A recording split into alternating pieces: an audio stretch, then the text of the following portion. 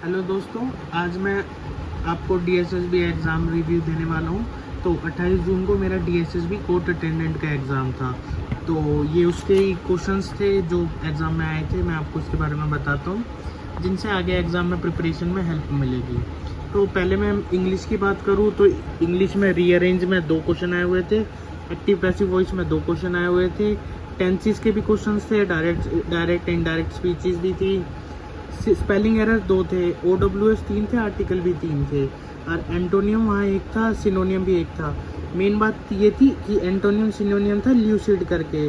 तो दोनों में यही प्रेजेंट था, मतलब एंटोनियम में भी ये ऑप्शन में दे रखा था और सिनोनियम में भी ये दे रखा था।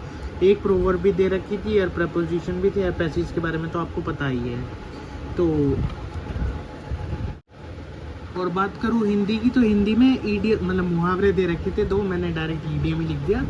तो हिंदी में 2 मुहावरे थे। एक था दूर के डोल सुहाने लागे और एक था गूलर फूल उगाना। और तत्सम के 2 शब्द आए हुए थे, मतलब अकेले का तत्व बताना था।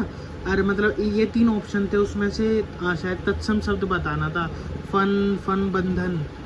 और अनेकार्थिक शब्द था केतु का बताना था। और रीअरेंज मतलब हिंदी में भी जंबल सा आया हुआ था कि ऊपर नीचे करके। तो और प्रेपोजिशन की तरह ही ने पर में होते होंगे, थोड़ा आइडिया कम सा था। और पैसेज थे हिंदी का, तो बाकी इजी था। तो मेरे को आंसर और ऑप्शंस क्वेश्चन ध्यान भी नहीं है कि क्या क्या पूछा गया था, क्या क्या मांगा था।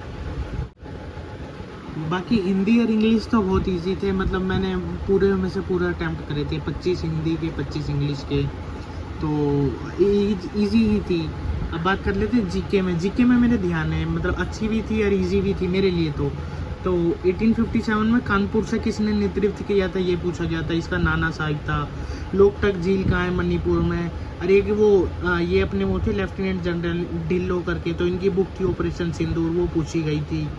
वहीं करंट अफेयर में पूछा गया था T20 में 3000 रन किसने बनाए। और फिर एक किसान कॉल सेंटर कब खोला गया था। आरबीआई किस समिति के तहत मतलब विकसित हुई थी या मतलब बनी थी। फिर एक भाषाई आर्टिकल था जिसमें मतलब मणिपुर नहीं था, वो वाला बताना था। और राष्ट्रीय योग्यता बतानी थी कि किस सदन में लाई गई थी। या राष्ट्रपति के लिए योग्यता होती है वो किस सदन की योग्यता के बराबर होती है, सॉरी। और राजकोषीय का अर्थ पूछा गया था कि इसका मतलब क्या होता है। और क्षेत्रीय भाषाई वाली कुछ स्कीम्स पूछी गई थी, मतलब एक ई लाइब्रेरी करके थी कुछ, तो उसके बारे में बताना था। क्षेत्रीय भाषा की WHO की थीम क्या थी, ये मुझे याद नहीं था, ये मैंने छोड़ दिया, कहाँ जाने तुक्का मारा है। और बाकी वो था कि निम्न हिमालय क्यों फेमस है, तो इसमें वो था कि हिल स्टेशन के लिए। तो जीके ओवरऑल इतनी ही थी, पर बाकी जीके इंटरेस्टिंग बहुत थी। मैं कहूँगा ज़्यादा टफ नहीं थी। और यही मैथ की बात करूँ तो मैथ में मैंने मतलब शॉर्ट में लिखा था। तो मतलब मैथ में मेन थे प्रॉफिट लॉस प्लस डिस्काउंट और मैंसुरेशन के 3-4 क्वेश्चन थे। Profit and loss plus discount के टोटल बताऊँ तो शायद 6 क्वेश्चन थे। रेशियो एंड प्रोपोर्शन के भी 2-3 आए हुए थे। डाटा इंटरप्रिटेशन का एक ही था, उसमें भी एवरेज बताना था। और अलग से एवरेज के 2 क्वेश्चन थे। टाइम एंड वर्क के 2 क्वेश्चन थे। एंड टाइम एंड डिस्टेंस के भी 2-3 क्वेश्चन थे। तो ओवरऑल पेपर तो इजी था। जीके में मेरे थोड़े अटैम्प्ट कम थे। बाकी इसमें मैंने इंग्लिश में 25 करे थे, हिंदी में 25 करे थे, जीके में आई थिंक 17 करे थे। और मैथ में भी शायद 17-18 करे थे। तो ओवरऑल 83 मैंने अटैम्प्ट करे थे। बाकी अब रिजल्ट का इंतज़ार है, देखते हैं।